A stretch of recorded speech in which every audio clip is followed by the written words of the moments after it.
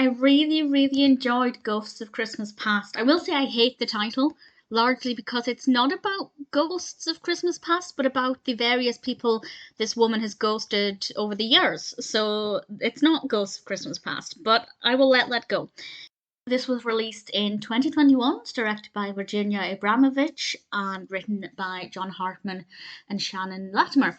And it stars Annie Clark as Ellie and Dan Jeannotte as Charlie. And Ellie is, well, she's trying to make amends for all of the people she's ghosted. She's at an office party, there's a fortune teller there, and she goes just to have a bit of fun. But this fortune teller seems to know a little bit too much, in theory, about the fact that Ellie has a ghosting problem, whereby, if you're unaware of what ghosting is, it's basically where you message somebody or you go on a date with somebody and then you just cut all communication and you don't message them back, you don't end things, you just let it hang.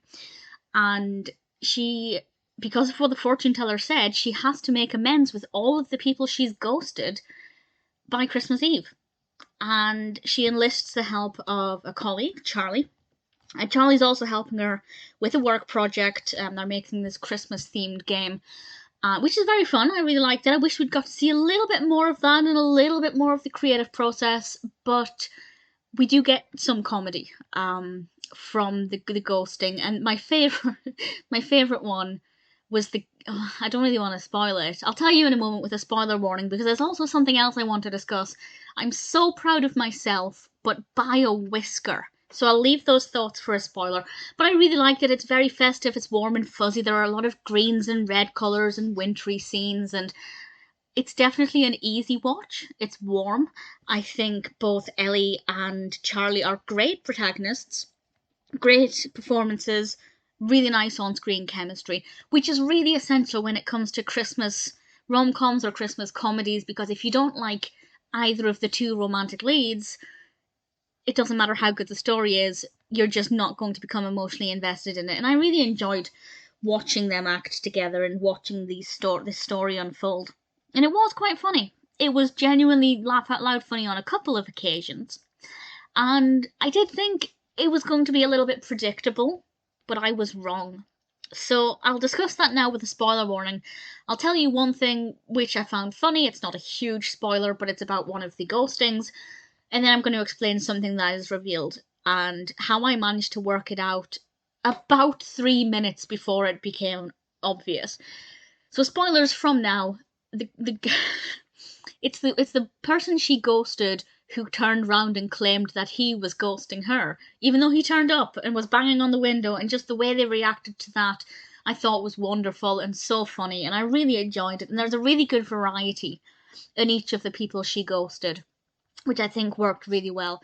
But the spoiler, and I didn't see this coming, I thought the narrative would be about how Charlie helps her with the work project, helps her with the ghosting, they realise they actually like each other and end up being together. I did not for 1 second think that he would be the person she'd ghosted and stood up.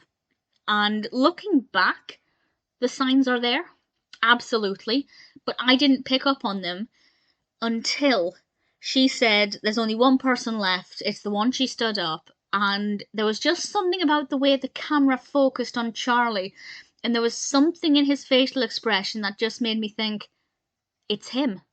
And then about 3 seconds later, I mean, it might have been about 2 or 3 minutes, but the penny dropped for Charlie.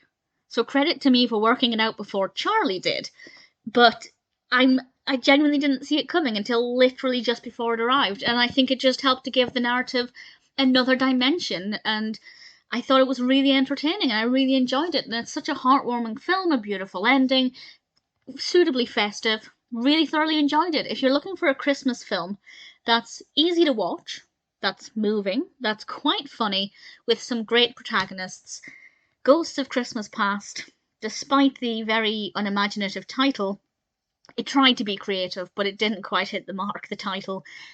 But other than that, I'd say Ghosts of Christmas Past is definitely worth checking out.